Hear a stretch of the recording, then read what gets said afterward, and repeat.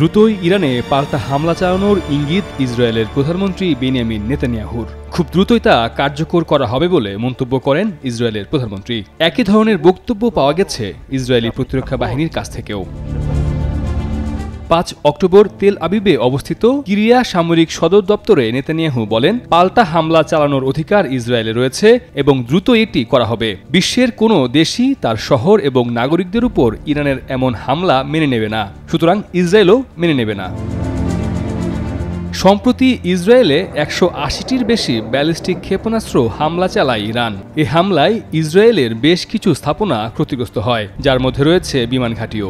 তবে ইসরায়েলের সেনাবাহিনী জানিয়েছে হামলায় কোনো বিমান এবং স্থাপনায় গুরুতর ক্ষতি হয়নি। হামলার পরও ইসরায়েলি বিমান বাহিনীর তাদের কার্যক্রম পুরোদমে পরিচালনা করার সক্ষমতা রয়েছে।